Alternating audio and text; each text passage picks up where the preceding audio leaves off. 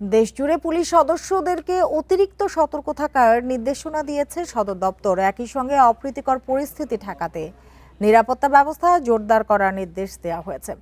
মতিঝিলে বোমা উদ্ধার, মিরপুরে বোমার গুজবের পর এই সতর্কতা নিচ্ছে পুলিশ।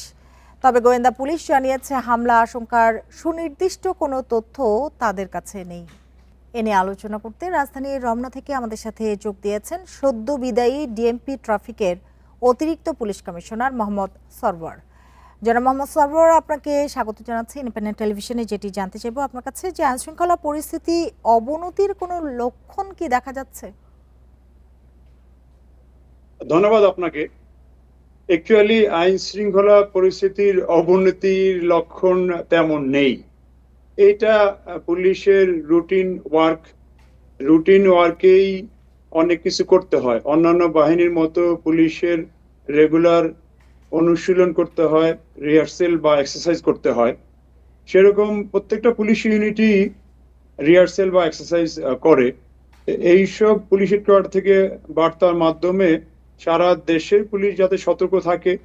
আর পুলিশের তো কার্যক্রম অনেকটা লেন্দি, অর্থাৎ পুলিশের সংখ্যা কম বিধায় পুলিশ মাঝে মাঝে হয়তো টায়ার্ড হয়ে যায়, তখন হয়তো একটু অলসতা আসে। এই জন্যই সতর্ক বার্তা পাঠিয়ে সারা দেশের পুলিশকে সতর্ক করা হয় এবং কাজগুলো যাতে সূক্ষ্মভাবে সম্পন্ন করতে পারে, সেই জন্যই এই ব্যবস্থা।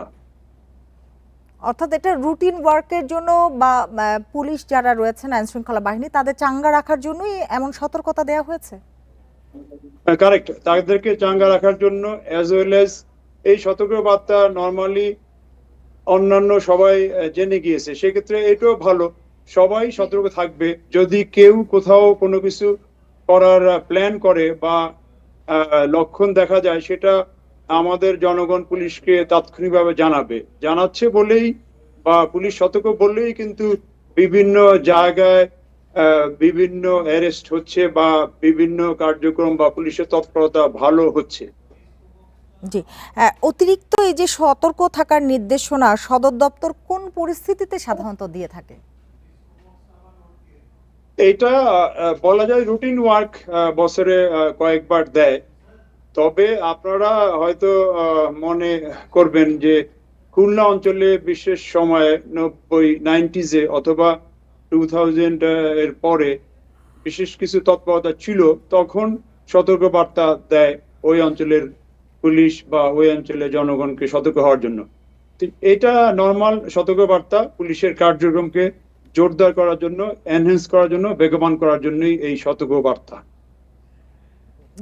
সাথে এটিও বলা হয়েছে যে অপ্রীতিকর পরিস্থিতি ঠেকাতে নিরাপত্তা ব্যবস্থা জোরদার করারও কিন্তু নির্দেশনা দেওয়া হয়েছে।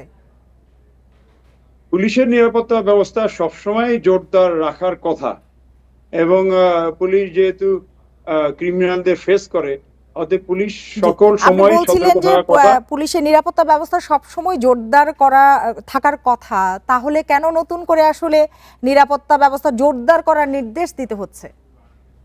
এই নির্দেশগুলো রুটিন ওয়ার্কেরই অংশ।